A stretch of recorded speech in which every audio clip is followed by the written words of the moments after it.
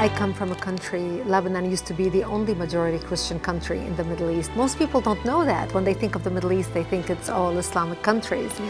But Lebanon is the only majority Christian country in the Middle East. We were open-minded, we were fair. We prided ourselves on our multiculturalism. We welcomed everyone to our country, especially from the surrounding Arabic countries, because we wanted to share with them the westernization which we had created in the heart of the Middle East. Muslims used to send their children to come study in our universities because we had built the best universities in the Middle East. They graduated and worked in our economy because we had built the best economy in the Middle East, even though we did not have any oil. Lebanon was known as Paris of the Middle East, the banking capital of the Middle East. And as Christians, we focused on education. Education was very important to us. You know, we educated girls and boys, you know, no difference. We were living the good time. Unfortunately, all that began to change by the 70s because of two things. The enlargement of the Islamic population in Lebanon, because we Christians marry one spouse until death do us part. We don't have many kids. Muslims, on the other hand, are allowed to marry up to 4 wives at a time. Now, of course, not all of them do it, but enough of them do it that in our country, in Lebanon, by the 70s, the Muslims became the majority. And once they became the majority, they started massacring the Christians and killing the Christians. I remember in 1974, we stopped traveling. We used to go spend Christmas and Easter in Beirut with the rest of my family. And we stopped traveling, and I would ask my father, why aren't we going to Beirut for Christmas this year? And my daddy would say to me, well, we just decided to stay home this year. And you know, I couldn't understand why. And later I learned is because Muslims started setting up fly-by-night checkpoints, and they would stop Christian cars traveling. And when they would get people out of the car and look at their ID and find out that this is a Christian family traveling, because in Lebanon, our religion is written on our national ID, on your driver's license, on your passport. So when they see that this is a Christian family traveling, they would get everyone out of the car and shoot them in cold blood. So we became prisoners to our homes and our cities and our communities. And that's the reason why we stopped going anywhere. By 1975, that's when the war broke out, the Civil War. And the war broke out because Muslims walked into a church on a Sunday morning and began firing, shooting at Christian worshipers, and injured hundreds and killed 4 people. And that's what started out the all-out war. And it was a very difficult time for the Christians, because as the Muslims organized and now supported by the oil money flowing out of Saudi Arabia and all the Muslim countries, they wanted to basically use Lebanon as a base from which to fight Israel, kill the Jews and drive them into the sea, using Lebanese democracy and Lebanese open-mindedness and tolerance to do exactly that. And that's really when my world turned upside down and it changed. Lebanon was so multi-faith and multicultural. So we had Druze, Muslims, Christians, Protestant. The majority were Christians. We were over almost 70% Christians when we got our independence in the 40s. But because of the way Muslims multiply, you know, with the multiple wives and multiple kids, in 30 years, they became the majority. And when we got our independence from France and Lebanon, because we are, you know, Judeo-Christians, you know, come from Judeo-Christian culture, we're very fair. So we made sure we divided the government to make sure that Muslims have representation. So the president of the country was Christian, the prime minister was a Muslim, the prime minister, you know, the secretary of state. We had different assignments for different religions. But the Muslims became the majority. And once they became the majority, they were no longer tolerant of the people who took them in and accepted them and included them in the country. They felt they were not a part of the country. They felt they were a part of the Islamic Ummah or the Islamic nation. So when they turned against their brethren Christians who lived in the same country, and Jews, but specifically the Christians, they began massacring us in large numbers because they thought we are in power now and therefore we set the rules on how things should be. And that's really what drove the country into war. We had the problem controlled when it was only the Christians in Lebanon and the Muslims in Lebanon. But what aggravated the situation was the influx of the Palestinians out of Jordan, who came to Lebanon. And Lebanon was the only country who took them in. Because we were the only country that accepted the third wave of Palestinian refugees, while the Muslim countries did not want them.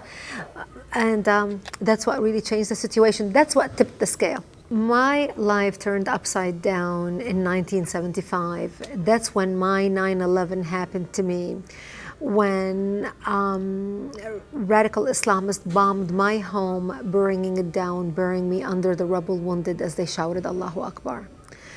I ended up in a hospital for 2.5 months. And as I laid in a hospital bed, hooked up to IVs in both arms, going from one surgery to another, I would ask my parents, why did they do this to us? And my father would tell me, because we are Christians, the Muslims consider us infidels and they want to kill us. So I learned since I was a 10-year-old little girl that I am wanted dead simply because I was born into the Christian faith and lived in a Christian town. When we left, after 2.5 months, I left the hospital and came back home, but my home was no longer the home I left. I ended up living in a bomb shelter underground, without electricity, without water, and very little food. And to get some food, we would crawl out under the out of the bomb shelter under the bombs and dig out different dandelions and different vegetation that grew around our bomb shelter because it was the only greenery we had to eat. To get some water, we would crawl to a nearby spring to fetch some water.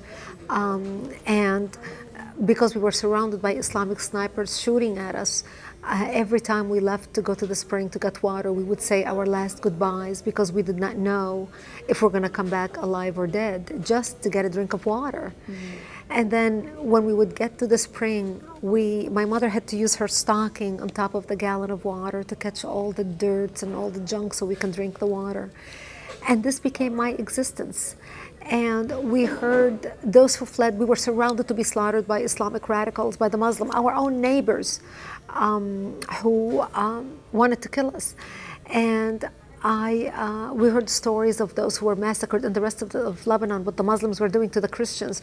The Muslims would surround Christian cities and trap the people inside. They would walk into bomb shelters. They would find a mother and a baby and a father hiding with a little baby in a bomb shelter.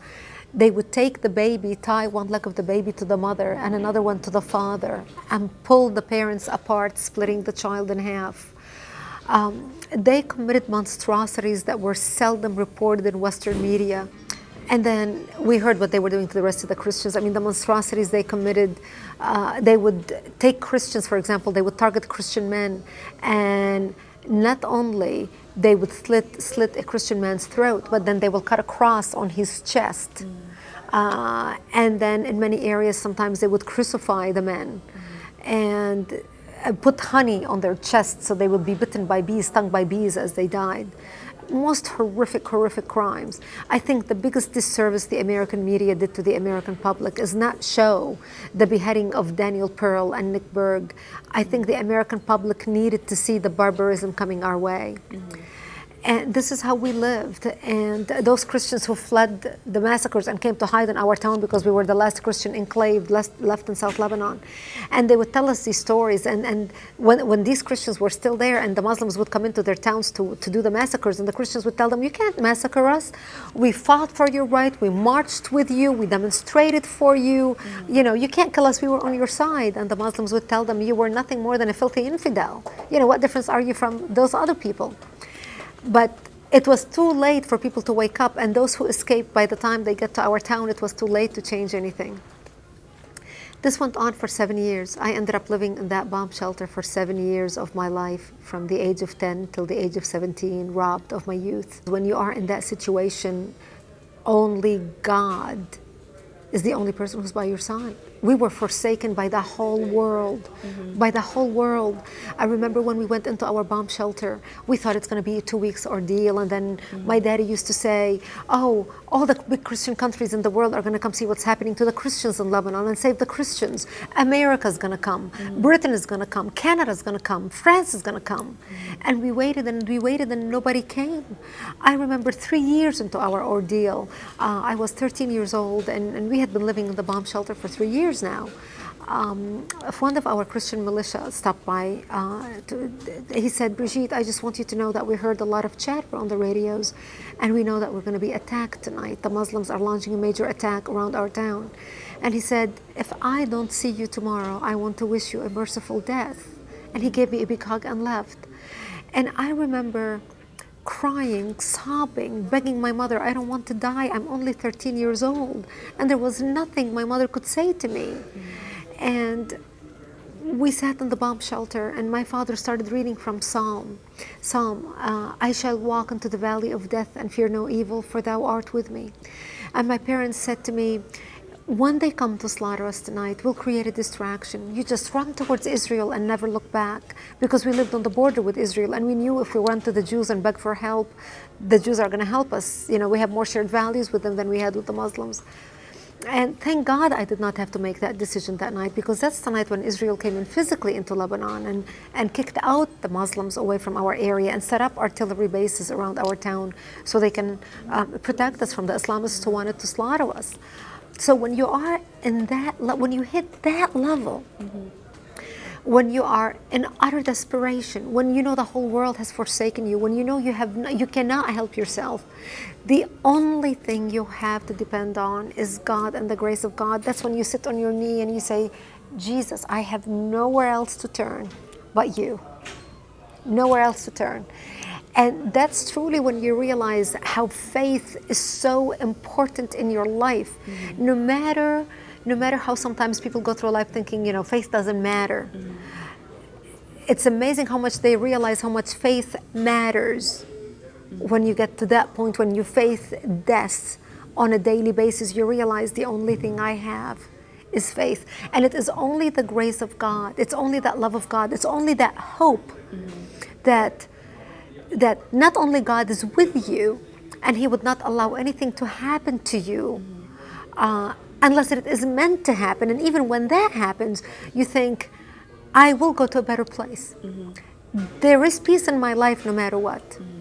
And I will get there as long as I know that I am strong in my faith. And that's really when you are in that situation, hope and faith is the only thing that can get you through. That's the only thing that got me through my years in the bomb shelter.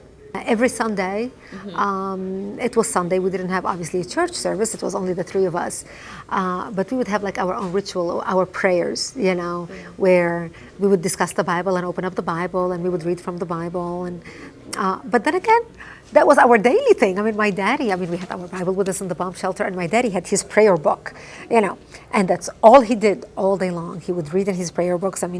I still have my daddy's prayer book now. It is so old, so browned out, every page almost fallen apart. I have it all taped, you know, so I can preserve it, but that was the only thing that we had, prayers.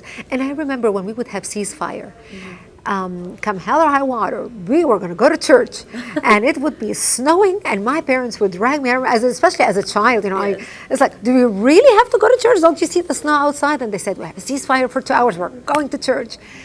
And I remember many nights or many services, having to leave church because the militia would run into the church service and say, shells are going to start falling in 15 minutes. We just heard on the radios that we're going to be attacked. Everybody would scatter. The pastor would wrap up the church service so fast, and everybody would run back to their homes trying to make it before the bombs started falling. And I remember a few times where we were trapped in the church as the bombs started to fall without notice. And you know, the priest would continue the church service, trying to continue the church service, thinking we are in church, nothing's going to happen. But then the bombs would fall really, very, very, very close. I remember one fell like right behind the church, and the pastor said, "Okay, to the pastor's house, which is right next to the church, and we all run there and hide, in his bomb shelter. I remember one time we were like 30 of us in his bomb shelter, and we sat there for like 4 hours waiting for, the bombing to stop. And one time he continued the service in the bomb shelter. That's what was my childhood. I never celebrated my birthdays because I never thought I'd live to see the next birthday. I never thought I'd live to be 20. And I remember every time I would celebrate my birthday, or when my birthday would get closer, and I would pray to God that I would make it to see that birthday, and it will come. And it was only by the grace of God that I realized we were living every day. There was nothing. We lost complete control over our lives, and the only way we stayed alive is by God's hand on our life. Dressing in my burial dress at the age of 13. Very few people know what that experience is like, if any. Very few people around the world. As a child, knowing that I'm dressing to face my God. It's the end. I'm going to die. And it teaches you to learn to live repenting for anything you do in life on a daily basis, because you never know when you're going to face your Creator. It's a really good experience, especially for a teenager. But I remember so many times. I remember when my mother was wounded, and we had to take her to Israeli hospital for treatment. And when she was wounded and the bombs were falling, and the only way I can actually even get help to take us anywhere, because we lived on the edge of town, was for me to go stand on the side of the road waiting for a military armor to pass by that I can wave down and stop. And I remember walking out under the bombs, leaving my wounded mother bleeding in the bomb shelter and my father who's old and deaf. And here I was, a young 17-year-old, and walking out under the bombs, and I said, God, please keep me alive, because if I died, there will be no one to help my parents. And I remember standing against the wall, waiting for cars to pass by or a tank to pass by that I can wave. And I remember a few cars passing by without seeing me, flying because the bombs were falling so fast. And I'm standing and shouting, and they didn't hear me. And finally, I remember one bomb fell so close to me that it just picked me up and threw me against the wall. I banged my head. My head is bleeding now. And I'm thinking, God, is this the end? Is this the end? Show me that you are there. Help me. Show me if you are real. You have got to do a miracle here. I've got to save my mother. And all of a sudden, the same car that I thought had passed, that didn't hear me, comes back, because the car that drove so fast dropped the soldier to go up to the military base above my house, and they thought they heard something. So the car stops back, and they hear me. That's when I started screaming, and they heard me, and they ended up taking my mom to the hospital. And I remember sitting in that car thinking, thank you, God, because it felt, if there was ever a time when I can point, and I have many times, but that was one of the times that I can point to where I know God heard me, and made a difference in my life. It's much easier now as an adult, when you become mature, and you are mature in your faith, and you have seen the hand of God in your life for decades. I'm in my 40s, so I have seen how God spared my life. I never thought I'd live to see 20, nor 30, let alone 40, and now I'm 48 and I'm still alive, and I celebrate every day as if it's a gift, it's a miracle. You look good. Very good. Thank you. Not shabby for 48, and I'm proud of it. But I'm so grateful for my life. But when I was younger, I remember one time I sat on my daddy's lap. He was in his wheelchair, and I said, I hate them. I cannot believe this happened to our life. How can they do this? How can God allow these things to happen to our life? I used to think to myself, God, why don't you go pick on the murderers and the serial killers and the rapists and people who really do bad things, instead of us who served you, who are so faithful, who never hurt anybody, who abide, by your laws, by the Bible. And I could never understand. And as a teenager, of course, I hated. It wouldn't be normal. I wouldn't be normal to hate my enemy. But I learned very quickly as I got into. And my father, I remember one time saying, "I just hate those people." And my daddy said to me, he held me. He said, "I never ever want to hear you say that word." He said, "I did not raise you as a Christian to hate." And that really stuck with me. I was 22 years old at that time. And it made me realize that hatred destroys only the hater. it's not affecting the people who did anything to me. I don't even know them. I don't even know their names. I was just casting this resentment, this anger and hatred is the side effect of pain. And the less you move away from pain, or the learn to cope with the pain, the less hatred and resentment you have. Because then you're able to focus on, how can I forgive? Because forgiveness becomes a part of the healing that heals the pain. And once you understand that concept, that the only way you can heal is to forgive, forgiveness becomes medicine. And when you know that that is the secret to your own recovery and healing, that's when you begin down the road to just let go and pray for them that whatever wrong that they did, that God will forgive them because they did not know what they were doing. Because if they killed or tried to kill, I feel sorry for them because they don't know the love of God. And they do not know the love of a God who gave his only begotten Son to die for our sins. And if God is able to love us that much, and if Jesus is able to love us that much, how much more we should love each other, or be obliged to love each other, and be willing to love each other and forgive each other.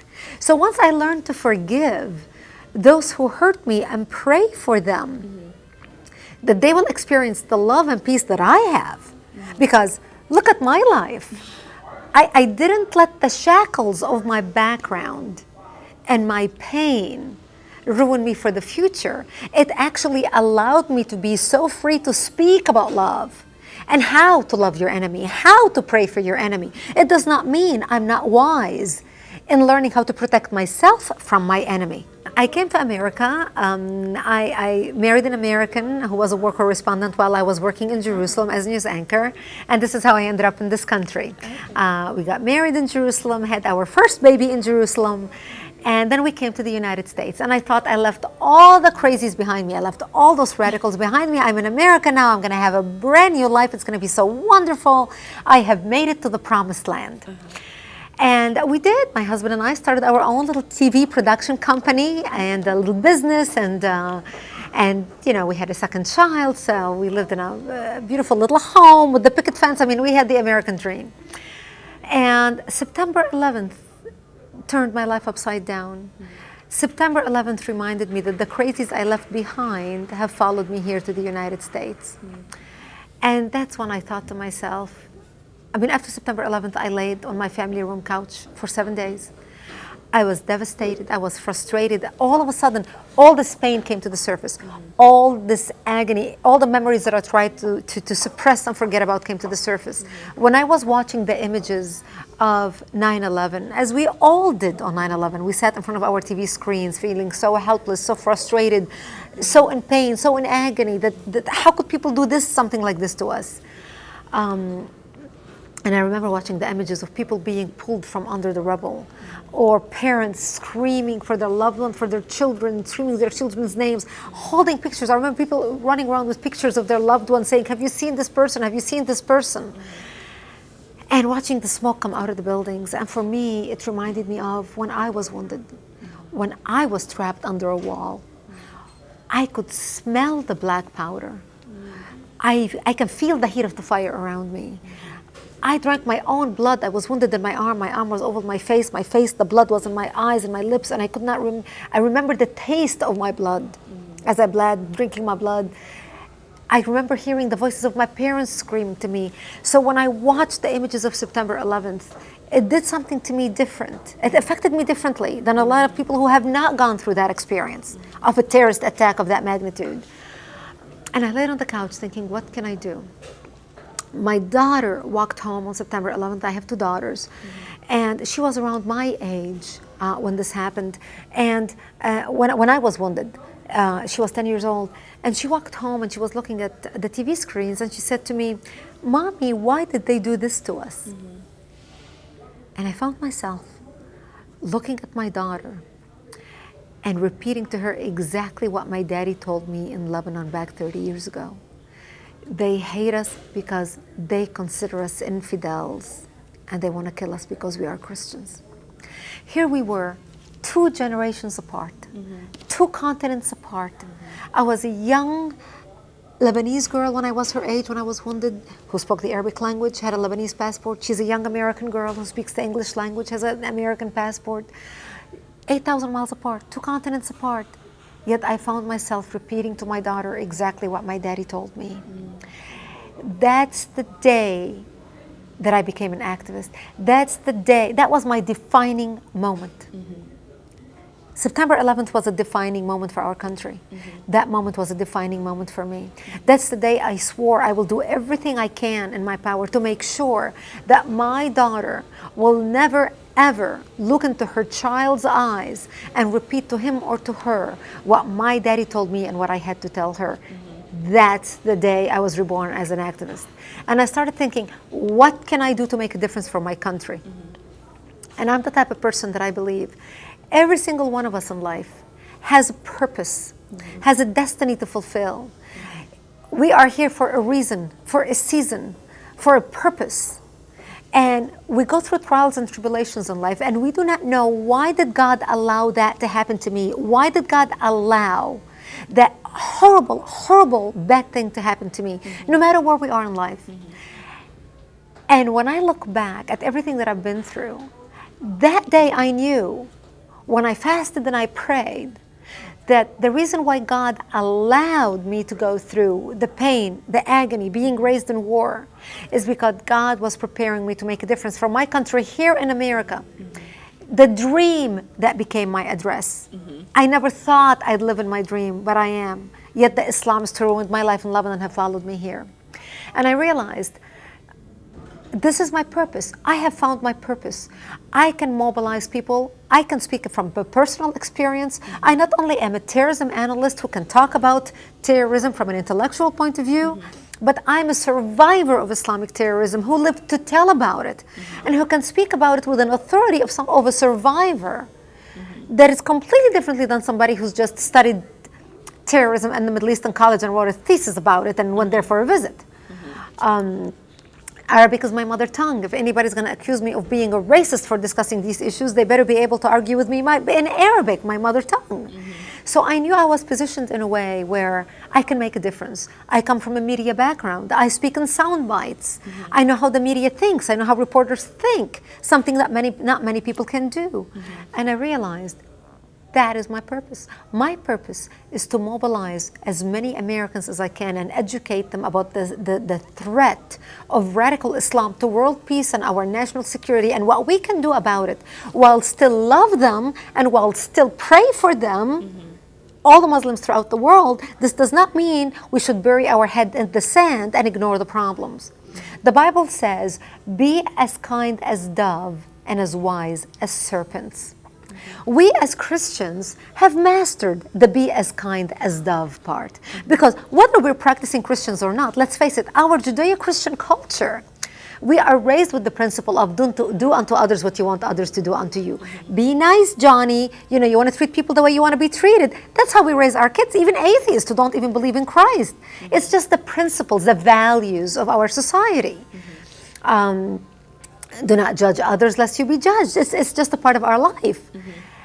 And in our case as Christians in particular, we are not only commanded to pray to our enemies and those who hurt us, we are commanded to make a difference in our communities as well. Because we are instruments in the hands of God to be used for the better. God does not change the world by just doing lightning in the sky. God changes the world by using His people to make a difference. We are here for a purpose, and I found my purpose. So I started traveling and speaking in 2002, worldwide and nationwide. And one question kept coming up. I would speak to groups from 100 to 10,000 at a time in one of those mega churches. And one question kept coming up. Now that I'm educated, what can I do? Give me something to do.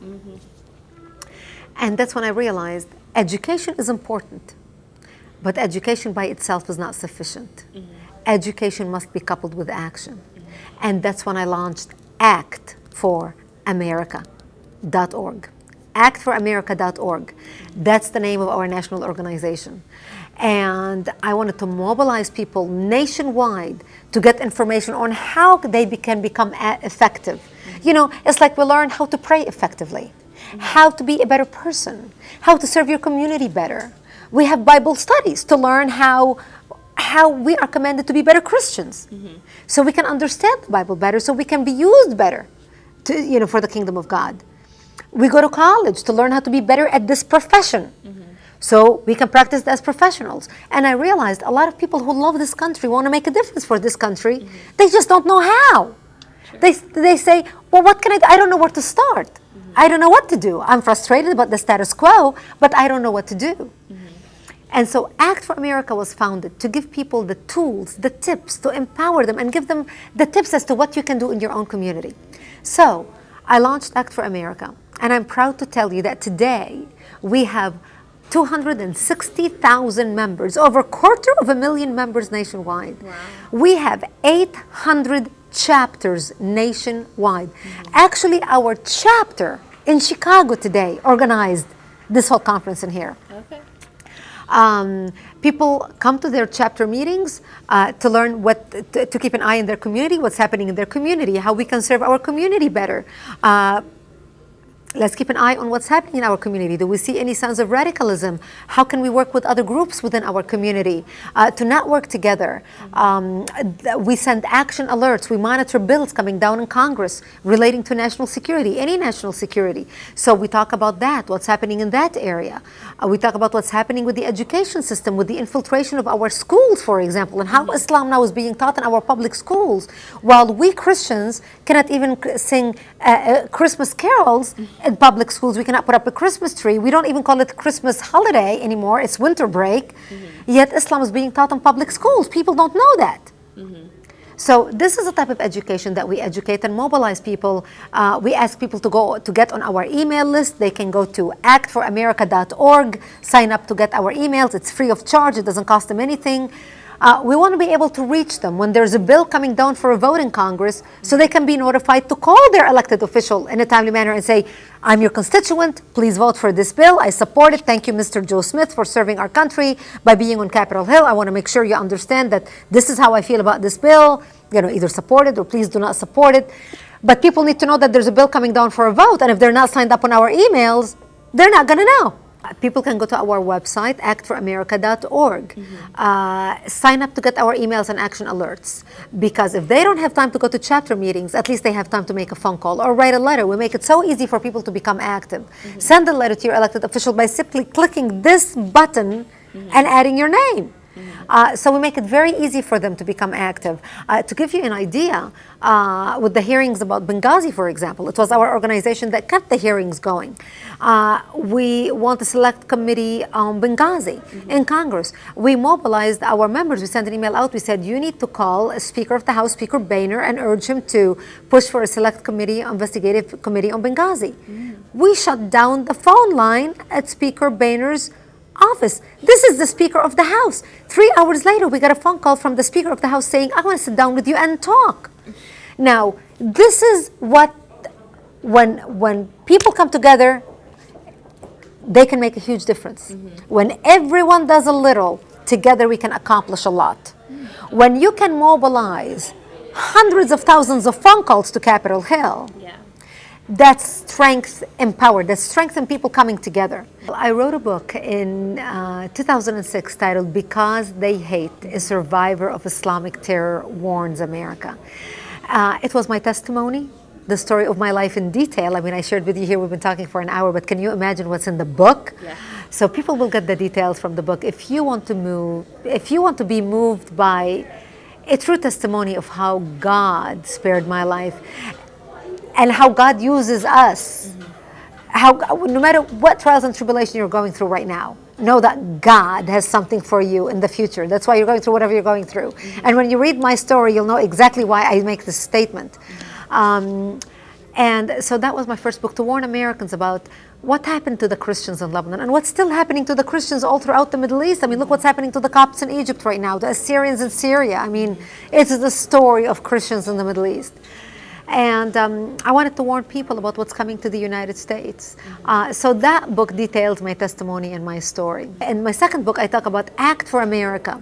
and what we can do and how people can get involved and how we are turning around the rise of radical Islam, and how we are working with our elected officials, and what every person can do in their own level in their own community. So it's basically to inspire people and motivate them to be involved and be active as Christians and as Americans.